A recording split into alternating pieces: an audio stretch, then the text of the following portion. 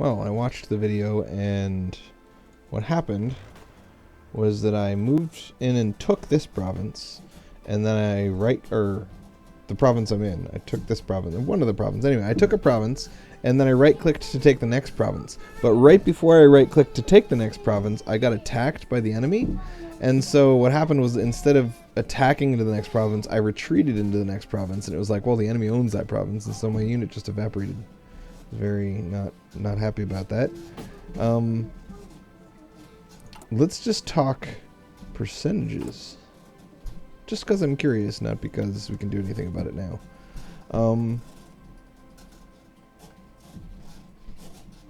So we have 3 Panzer divisions, and then we have 2,000 extra light tanks. So a Panzer division is only like 350 light tanks, so that was a loss of like 350 light tanks.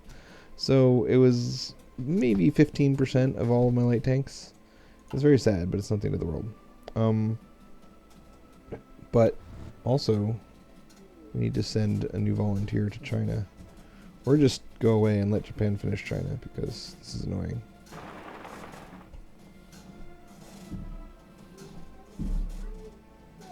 This is a river. We should go over here and attack not through a river.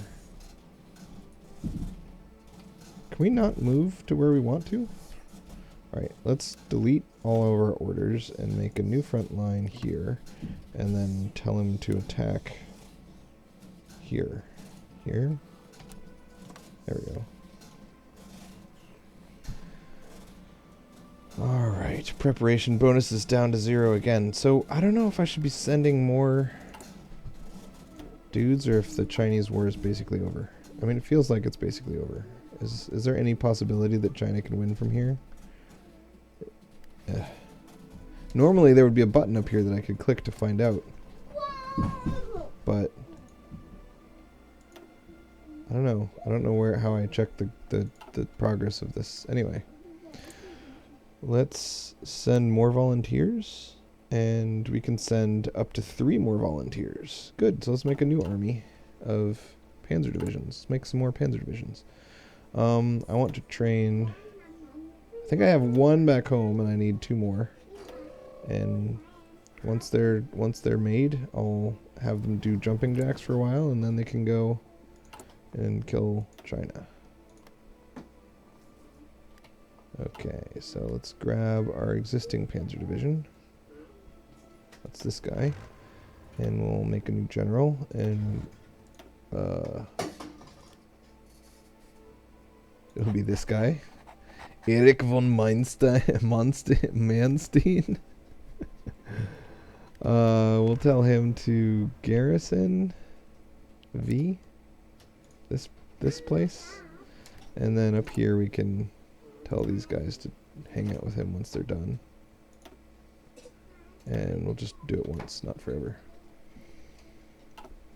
Okay. And then we're going to pop them out as quick as we can, I think. At 20%, because otherwise they're just never going to get here. How's this guy doing? Execute your order. You've got plenty of planning bonus. Lots of planning. So much planning. It looks like he started an attack to the place I told him to attack to, and then the order to attack there disappeared. Oh no, maybe I told him to go from here to here, and I just need to make a new front. Let's free up this whole river, 1 province at a time. Still preparing large river crossing. I don't see how I'm supposed to be crossing a large river.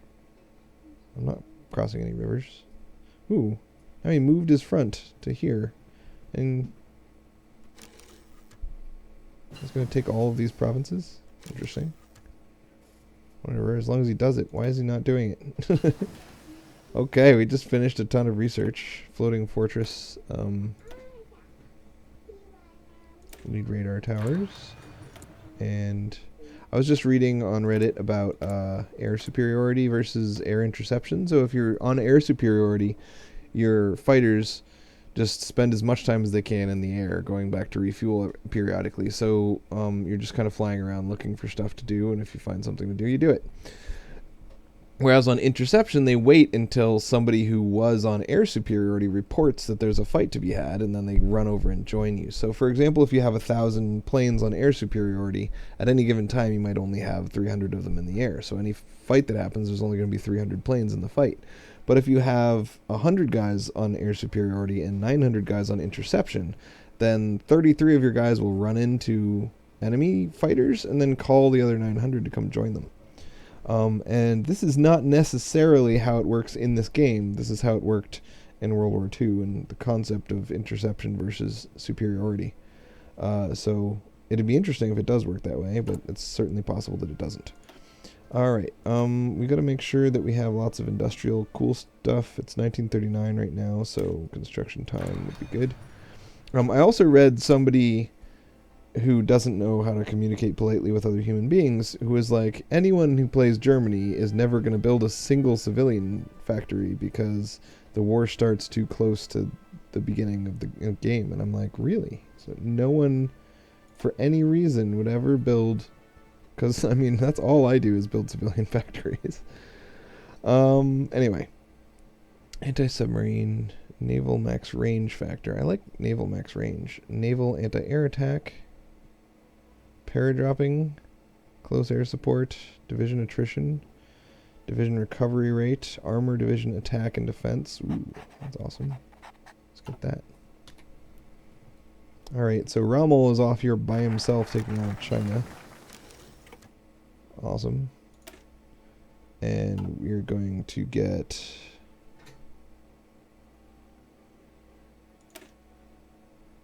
this one. I should have gotten rocketry because I wanted the research slot more than I wanted naval bombing. But what can you do? It's too late now.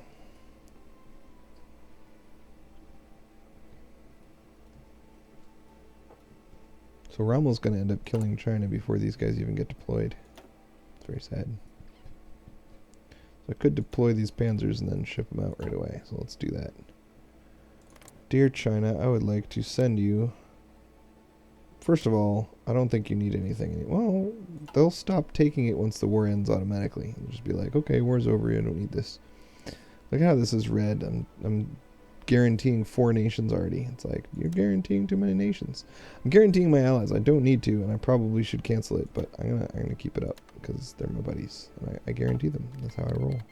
I think if someone's in your faction, you guarantee them by virtue of them being in your faction. In fact, I know that that's true, so there's no point in guaranteeing them, but I'm gonna do it anyway, because shush.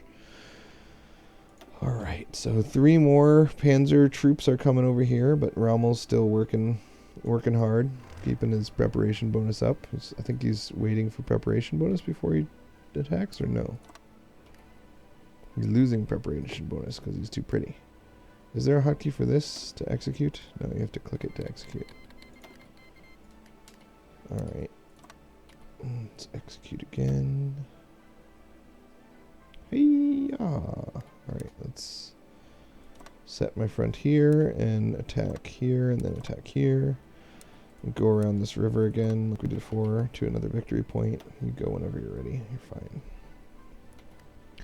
Alright, and here's another dude. So we'll give him this province as a front, and we'll tell him to attack across these, and then attack across these, and then attack across these, and then be done. So you need to get up your planning bonus. Ooh, look at this Rommel guy having some trouble. Why is he having trouble? What's the problem? Looks like they have 40 width and I only have 20 width. I'm very strong, 236 light attack, and yet attacker tactic damage minus 45%. So, I don't understand. Tactics combat width minus 25%. Withdrawal. So he's using a tactic called withdrawal that shrinks the combat width, which doesn't seem to help him at all in this case. It also gives the defender a minus 5% attacker tactic damage minus 30%. That's where that's coming from. And yet for some reason I'm getting minus 45 because maybe his level makes it not be 30. Or maybe he has something over here. Either way, this is not going well. So, We should cancel it or not? We'll cancel it. You stay here. I don't want to attack into the mountains, but we can't really control it. There's too many mountains over here. So let's make, first we'll delete the existing order. Then we'll just add these guys to Rommel, because why should we have 2 generals over here? And then we'll create this same front as before. And attack. Oops. No. Why fight in the mountains? Let's stop fighting in the mountains. Instead, we'll go through here, down here, over here, and into their capital. Go get some preparation bonus. Notice how I've got some green dudes. I wonder if I should have them exercise in the middle of Japan during a war. That'd be funny. Alright, support weapons. Infantry weapons. Again, I don't use infantry very heavily if I can help it, because infantry doesn't cost very many factories but costs a lot of manpower, and I tend to favor wasting replenishable IC instead of unreplenishable manpower. I only have 1,000 manpower, and I can change my laws to get 6 million manpower or something, but I don't want to. That'd make me sad. Yeah.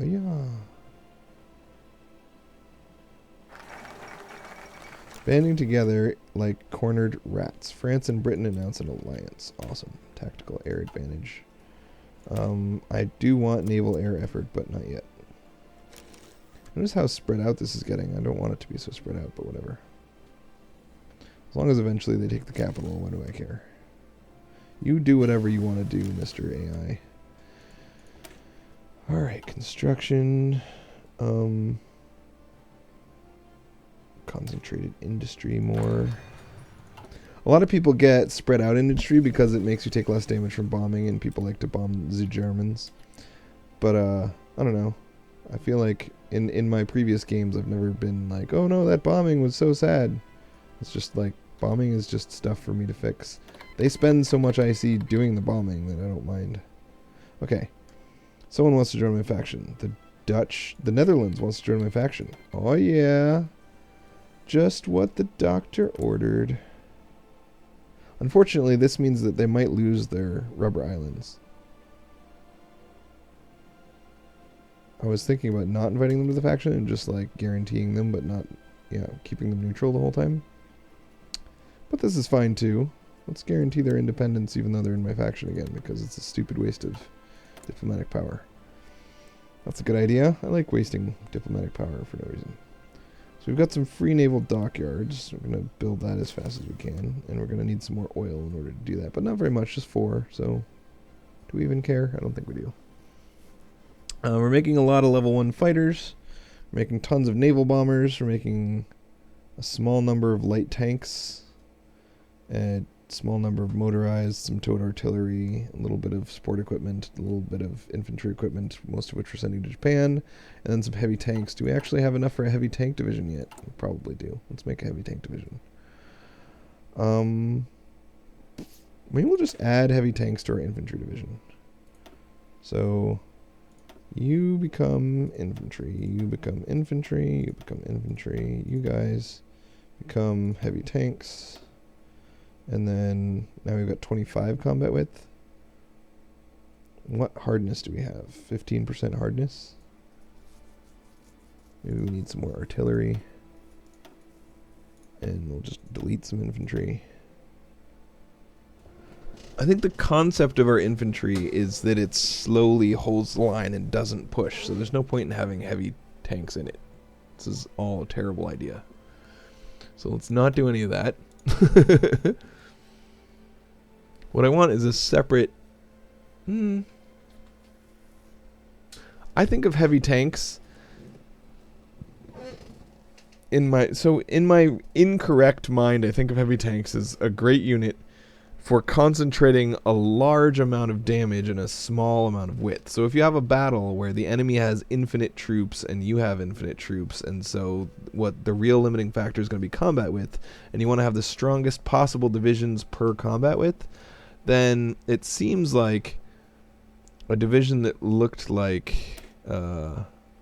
duplicate, Let's try to make a 2 combat width unit that's as strong as possible, right? So let's remove everything. Do do do do do do do do.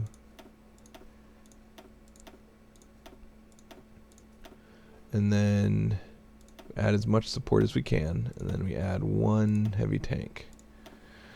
Alright, so for 2 combat width, we get 4118 with only 6 hit points and 11 organization. And if instead we did infantry, instead of 4618, we'd have 297.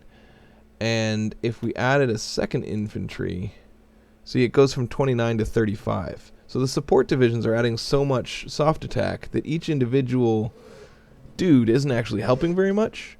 So the smaller your division size, the more bang for your buck. You know, so if you're trying to break the Maginot Line by attacking straight through it, you would want a whole bunch of divisions that have maxed out support and only one dude. That's what I think. So you probably want 1 infantry and 1 heavy tank, right? And then so for 4 combat width, we're going to get 47.4 and 19.3 and a breakthrough of 63.3.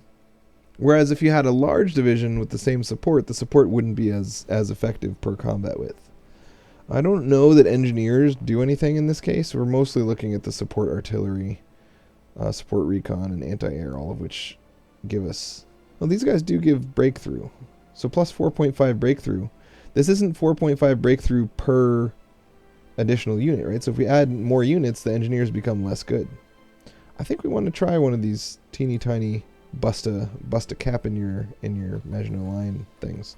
I'm just really curious now whether a division like this, if we had 20 of these divisions, and we attacked straight into the Maginot Line, I wonder if it would get through. Let's call these the Maginot division. And I want to make sure I'm not accidentally deleting a division, but instead I've copied. I did duplicate a different division and make this one, right? I hope I did. Because if I didn't, then I'm deleting my infantry division, and that would be very bad.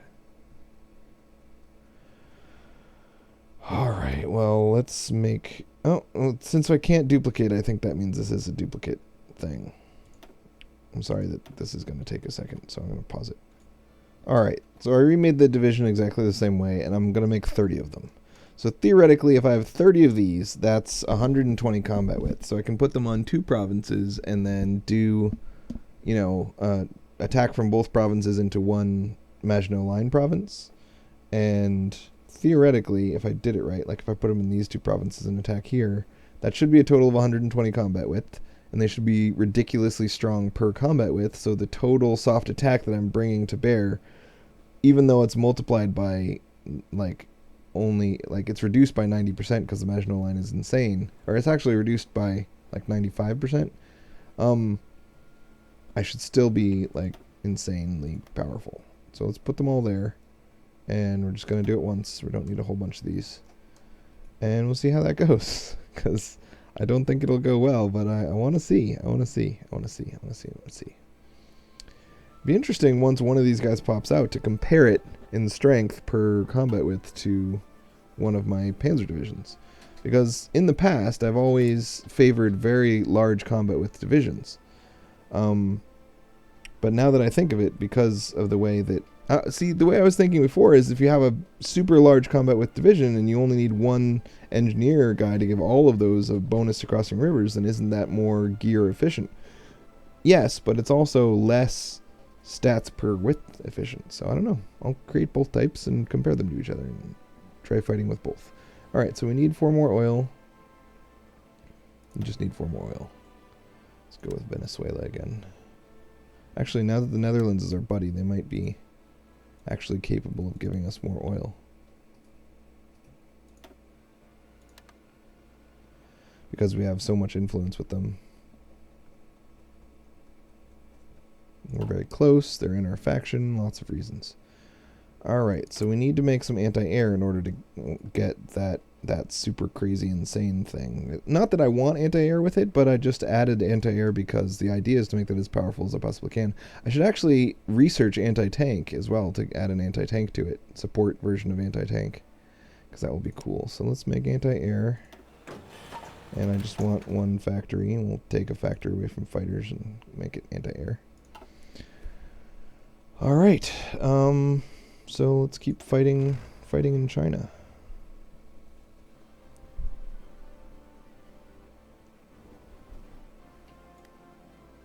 It's interesting that these guys feel compelled to hold this line, when really I don't want them to at all.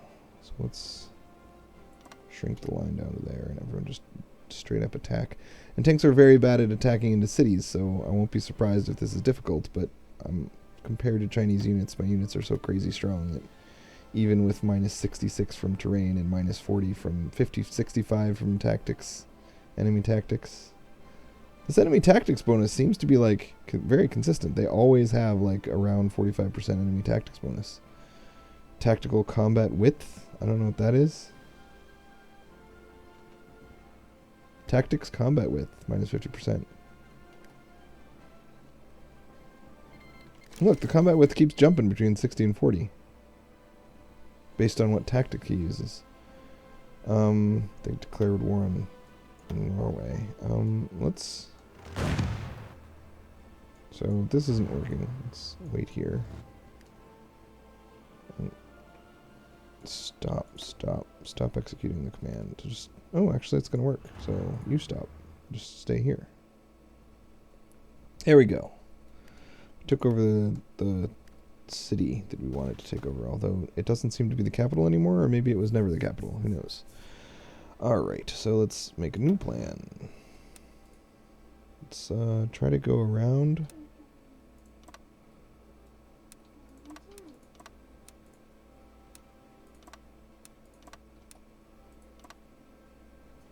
And do that.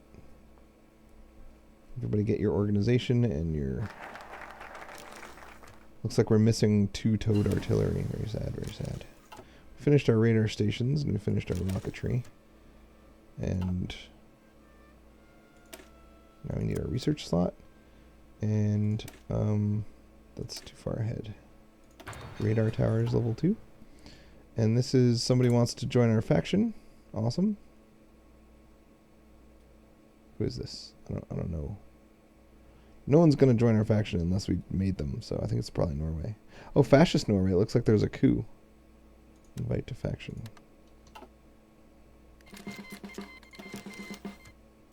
Do you think normal Norway will lose without me having to do anything, or...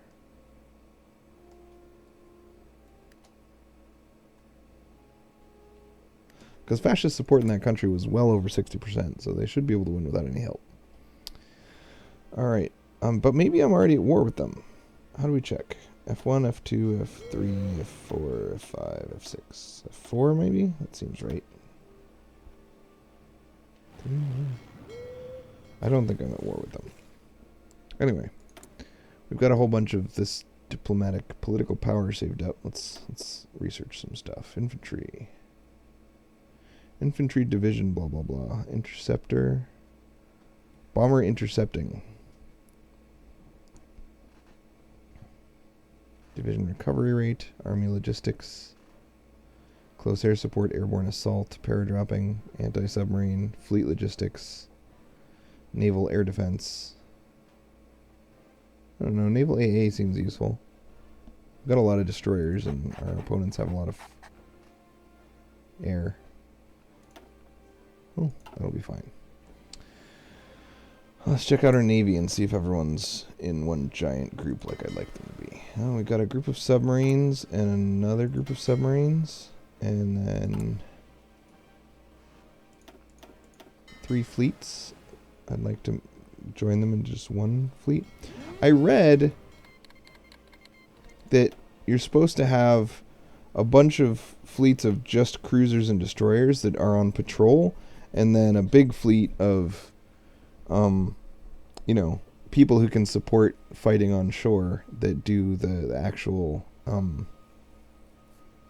whatever it's called, like seeking hunt and destroy or seek and destroy or something. But I don't know. That doesn't seem right to me. I think we should just put everyone in one giant fleet and be like, if you don't run into anyone, so be it. We don't care. Our primary job is to be bait for the enemy fleet to attack, and so we're not looking for you. You're looking for us. But I might be wrong, and if I am, oh well. What am I going to do about it? Because the way patrolling the navy, the water works is you only have a percentage chance to find any convoys that go through. So you're better off having multiple fleets patrolling the same sea zones looking for convoys, I guess. I don't know. That's what the post that I read said. But my only experience with naval stuff has been losing a naval invasion as Germany, losing a bunch of subs as Germany without doing any real damage, and losing my entire fleet as Japan without really doing any damage. So in all three cases, it was not a very positive experience with the naval system. Not that I think the naval system is bad, it's just that I lost. So we'll see. We'll see, says I. We have researched something. Blitzkrieg, of course, because we're Germany. Why would we read the tooltips and find out if that's a good idea? It's crazy. People who read tooltips should all be shot. Uh-oh, I'm getting cut off here.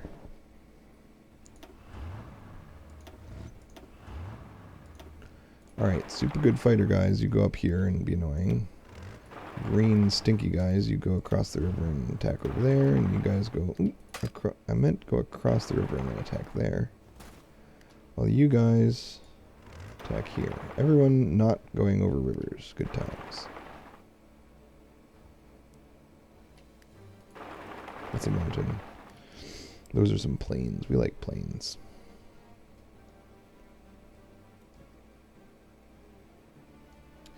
China shall fall. Alright, so it's 1939. This is when the war is supposed to start. But we were supposed to have demanded the Sudetenland and all that kind of stuff, and we haven't done any of that.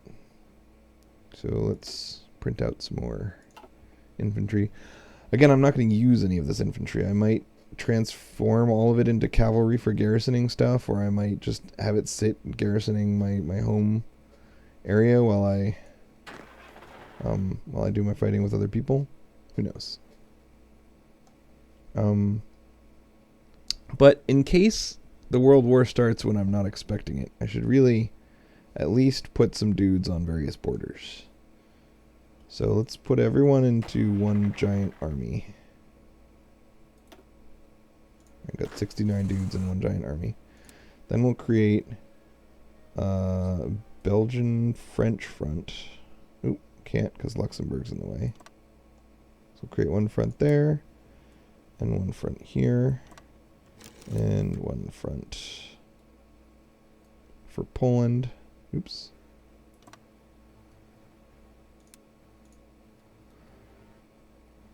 Z Polish front. Z Polish. And then a front for more Polishness. Should be fine. A Finnish front? I don't think we need a Finnish front. And that's good.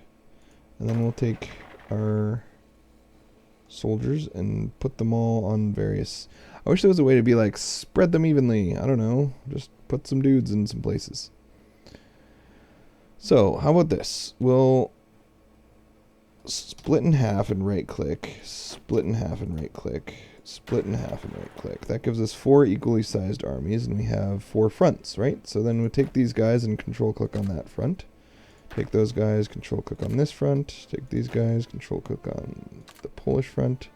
And these guys will control click on the other Polish front. And now they're all in the same, under the same general, but they're on the 4 different fronts. That seems to work and do exactly what I wanted it to. Thank you. Good work. I'm going to put the field marshal in charge because he's cool and he has large testicles. I have 96 army experience. Is there another variant of tank that I'm getting close to being able to produce, or should I just not use any of my army experience? I feel like I want to make a cavalry division that only has 2 cavalry and no support in it. so that I can add military police to it later. We'll make it garrison style. Mr. Garrison style. And we'll call this Policia, because they're Italian. That costs 90. No, that costs 30. That's a lot. But whatever. We need these things. And we'll change the icon to a skull, because police should have skull icons. And that's good enough. Right. So after we've done all of the political demanding of territory, we're going to turn all our guys into those. And we're going to put them on the front line and be like, cavalry! No one expects the cavalry inquisition! Like that. So he's very sad because there's a superior enemy and some divisions are not in position, and my front is very poorly chosen and drawn.